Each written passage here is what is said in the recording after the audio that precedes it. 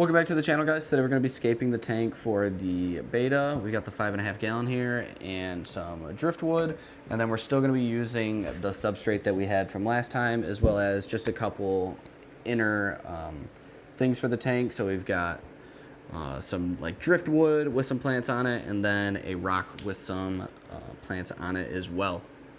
So without further ado, let's get started. So I came into this tank with the idea of it being a low-tech, low-budget tank. A tank that cost me 12 bucks, aqua soil, sand, some driftwood, plants, and a sponge filter and a heater. I didn't want anything else because I wanted everybody else that actually watches these videos to be able to make these tanks at home and be super simple for everybody else.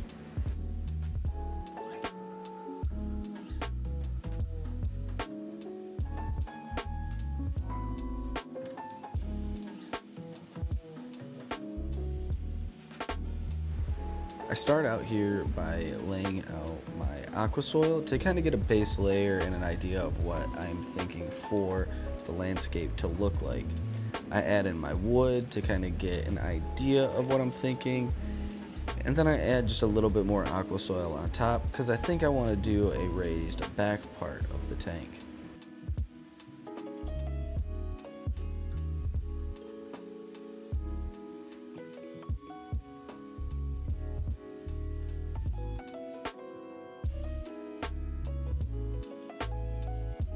So now I have my sand, and I go ahead and I pour that into the back top right. I thought this would be the best approach, seeing as though this could be the top of maybe a beach and the wood fell out of a tree and that wood fell directly into the lake or the river right here, and this is that kind of glimpse that we're getting of the tank.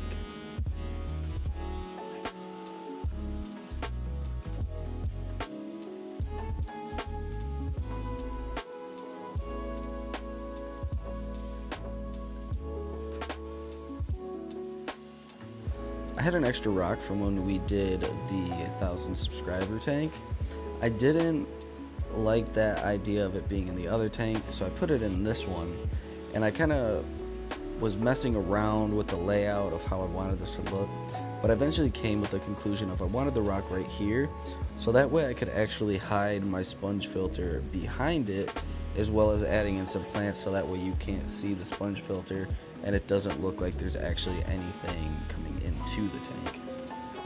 I did my normal approach here of taking a piece of paper towel, folding it up, and kind of just wedging it in between the rock and the wood, so that way I can glue the two together and nothing will actually float up out of the tank. That's one of the downsides to these pieces of wood, is they're dried out and they still have a lot of air in them. So they'll want to naturally float up until all of the water is inside of the wood and all of the air has been extracted out because of that. And now I take the extra plants that I had gotten from the pet store near me, and I add those into the tank. And I think I like the idea of where I place them. I might go back later on and actually change those.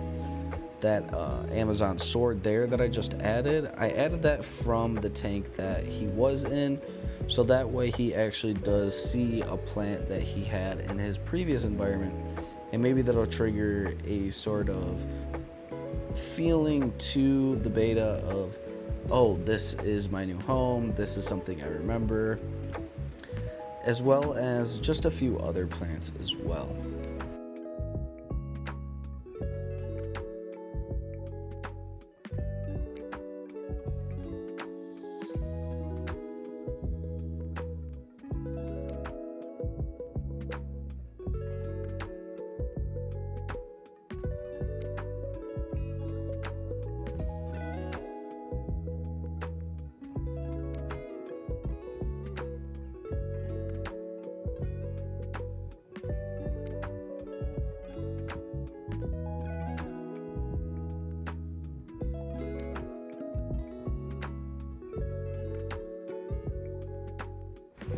Now we're going ahead and adding Hellboy into his 5.5 gallon tank. He did stay on the right hand side of the tank for most of the next 15 minutes, but after that he did start exploring and actually enjoying his new environment.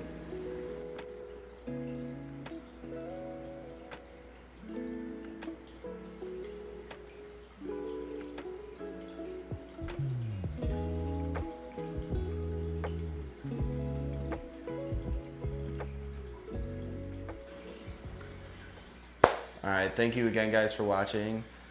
I've got the Hellboy in here. He has been just zooming around his tank, just exploring his new environment. I think he likes it with the way I've been seeing him move around in here for the past like 30 minutes, just watching him acclimate to his new environment.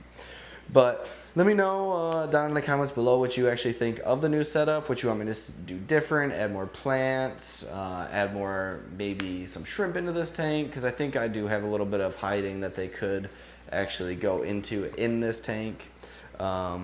And let me know what you guys have at your home for your betta. Is it in a little jar, which I recommend not to do, or is it in like a 75-gallon tank by itself? Also, don't forget to subscribe so that way you guys can stay up to date on my tanks as well.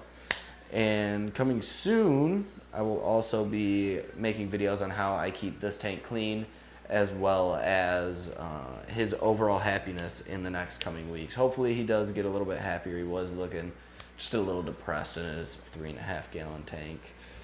But again, make sure you guys hit that notification bell as well, so that way you guys can find out when I do upload these videos.